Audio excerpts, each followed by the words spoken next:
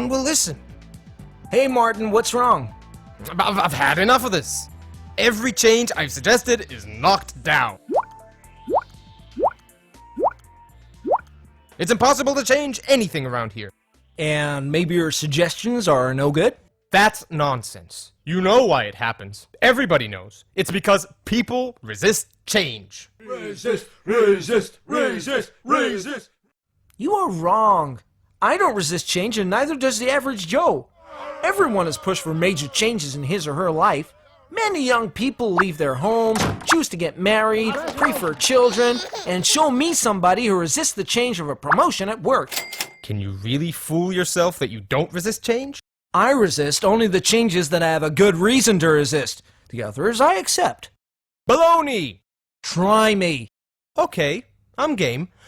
Making a change is like climbing a mountain. Here's one. Climb it. Don't think so. Haha, you see? You do resist change. I don't resist change. I resist this particular change because I don't have a reason to climb the mountain.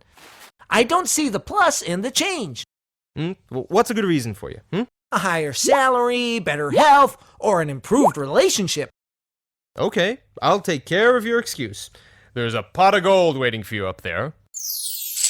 Is that good enough? Now will you climb? Nope. Point proven!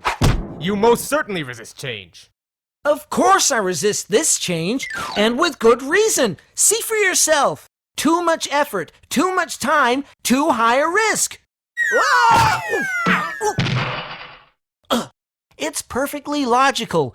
The minus of the change outweighs the plus of the change. Another excuse. Fine, I'll reduce the required efforts and the risk. Now are you willing to climb? I don't think so.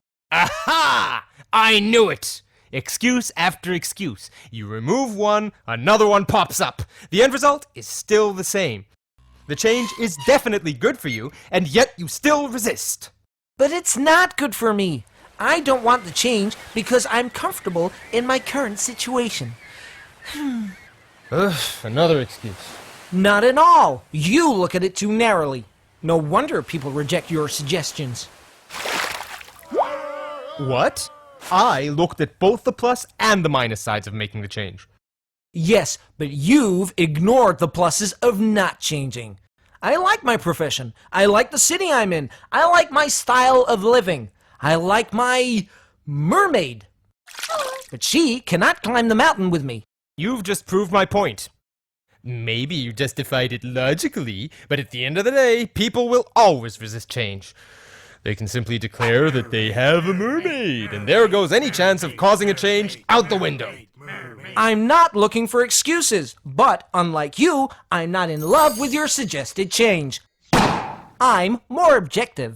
Oh, so you're Mr. Objectivity, huh? The guy who only looks at the plus side of staying the same? Aren't there minuses as well? I guess there are. Think of situations that if things stay as they are, alligators will bite your ass off. Your firm may go bankrupt, or your spouse may ask for a divorce. And for all the nerve! Or your health will decline drastically. Aren't you fighting alligators? Constantly!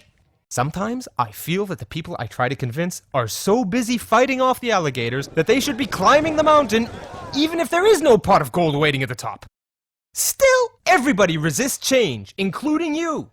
Not at all. Show me how the pot is large enough for me, and the teeth of my alligator are sharp enough, and my effort and my risk to change is not as big, and that I don't have to give up on a beautiful mermaid, then, I assure you, I will climb the mountain.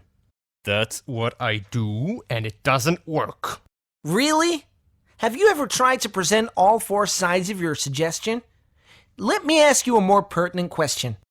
Did you figure out in advance what the pot is for the person you're trying to convince? Not your pot, but his or her pot. What is his or her crutch? What are the alligators and the mermaids for the other party? I guess not. There you go. Also, when you concentrate on one aspect and the other person concentrates on another, you are bound to miscommunicate. Looking at all four factors and doing it from the other party's perspective sounds like a lot of preparation. Are you sure it'll pay off? Not if you believe that people are programmed to resist change, or any change. I guess I'll never know unless I give it a try. I'll let you know how it went. Share your experience. Post a video on youtube.com titled Overcoming Resistance to Change. Isn't it obvious? The video that has the most viewers by midnight GMT, September 19th, 2010 will win a $1,000 cash prize. But Paul, I see how it might work for convincing an individual, but it won't work when trying to introduce a full-scale organizational change, with the collaboration of so many people is needed. Yes, it will, as long as you recognize that for different individuals, each of the four elements might be vastly different. A lot more work, but who said that changing an organization is easy? Goldratt, the person who wrote The Goal, shares his experience on how to change a whole organization in his new book, Isn't It Obvious?